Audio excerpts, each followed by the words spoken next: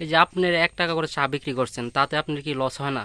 আমারও প্রতি মাসে হাজার হাজার টাকা ভর্তিকে দিতে হয়। তার কারণ তারপরেও আমার ভালো লাগে এটা মানুষের বেরিয়ে আমার টাকাটা, যেহেতু আমরা গরিব মানুষ, তো আমার ঘরে জিজ্ঞাসা করার মতো কোনো লোক নাই যে ১ টাকা চা বেচনে সে আমার এমপি মহোদয় এবং উপরে লেভেলের যত চাকরিজীবী আছে এবং বিভিন্ন এলাকার থেকে, সেই চট্টগ্রাম থেকে, ঢাকার থেকে এবং রাজশাহী, সর্ব জায়গা থেকে, খুলনা, বরিশাল, সর্ব জায়গার থেকে মানুষ এখানে আসে ১ টাকা চা দেওয়ার জন্য, বিশেষ করে আমাকে দেখার জন্য। কাকা, আপনি যে ১ টাকা ধরে চা বিক্রি করছেন, কত বছর চা বিক্রি করছেন? এটা ২২ বছর হয়ে গেছে এখন। আসলে কি কারণে আপনি ১ টাকা করে চা বিক্রি করছেন? আমি মনে করেন চাটা একটু আমার কারণ হয়েছে, আমি এমন একজন লোককে সে পাকিস্তান থেকে ভালোবাসি, যে নাকি বাংলার সুনামধন্য ব্যক্তি, আন্তর্জাতিক খ্যাতি, বাংলার মহান নেতা, স্বাধীনতার স্থপতি, বাঙালির জাতির জনক, হাজার বছরের শ্রেষ্ঠ মালি বঙ্গবন্ধু শেখ মুজিবুর রহমানকে আমি ভালোবাসি। তার কারণ উনি আমাকে একটা স্বাধীন দেশ উপহার দিচ্ছে, আর ওই দেশে আমি একজন নাগরিক, এই স্বাধীনতার প্রাধান্য দিতে গিয়ে আমি ১ টাকা চা দিচ্ছি। এই যে আপনার ১ টাকা করে চা বিক্রি করছেন, তাতে আপনার কি লস হয় না?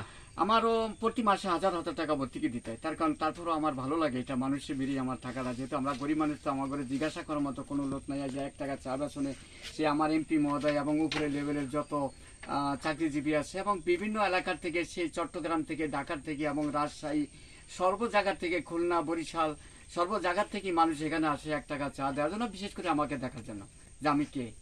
কতদিন ধরে আপনি এই চা বিক্রি করতে চান ১ টাকা করে? আমি যতদিন বেঁচে থাকবো। কারণ ইনশাআল্লাহ। কারণ একটা জিনিস আমরা জানি, কিন্তু চিনির দাম কিন্তু ১৬০ টাকা। আপনার ১০,০০০ টাকা যদি ১ কেজি চিনির দাম হয়, তারপরও আমি ১ টাকা চা বেচবো। আচ্ছা কাকা, আপনারা দেখতে পারছি যে কাফনের কাপড় নিয়ে আপনি বিগত ১০ বছর আগে কাফনের কাপড় কিনলেন, আসলে এইটার একটু মানে কি মূল কারণটা এটা একটু মনে বলুন। করেন আমার একটাই, আমি নিশ্চিত যে আমি মারা যাব, আইজ হোক বা কাইল হোক বা একটি সেকেন্ডের ব্যবধান আমার মৃত্যু হবে। এই জন্য আমি আগে বাকি কিনে রাখছি আমার পবিত্র পয়সা দিয়ে, নির্ভেজাল পয়সার দ্বারা এটা কিনে থুয়ে দিচ্ছি আমি ফ্রিজে, যেটার মধ্যে কোনো ভেজাল হবে না। যে আমার পোলাপানের পয়সার ভিতরে হয়তো ভেজাল হইতে পারে, এই জন্য আমি আগেই আমার পরিবার, আমি যখন এটা কেনার জন্য আবেগ করলাম, আমার পরিবার আমাকে সহযোগিতা করছেন, বলছে এই জিনিসটা আপনার অরিজিনাল আছে, এই জিনিসটা বিক্রি করে আপনি এই জিনিসটা নিয়ে আসেন। তখন তার কথা ধরিয়ে আমি এটাকে সেই পবিত্র পয়সার দ্বারা, নির্ভেজাল পয়সার দ্বারা আমি কিনে নিয়ে ২০১০ সালে ফেব্রুয়ারি মাসে ২ তারিখ আমি কিনে রাখছি।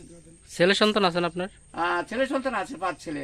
কারো তো অপেক্ষাকৃত না, যেহেতু আমার আল্লাহ পাক সবার সাথে কন্ট্যাক্ট করছে, আমি রিজিকের মালিক, মানে আল্লাহ পাক আমার রিজিকের মালিক। আমি যতদিন বেঁচে থাকবো আমার আল্লাহ পাক আমাকে ততদিনই আমার রিজিকের ব্যবস্থা করবো। এক বেলা হাত থাকতে কইছে আমার আল্লাহ, অন্য বেলার চিন্তা করি না, সেটার ব্যবস্থা আমার আল্লাহ করবো। তবে পোলাপানের আশা নিয়ে তো কেউ দুনিয়াতে আসে না।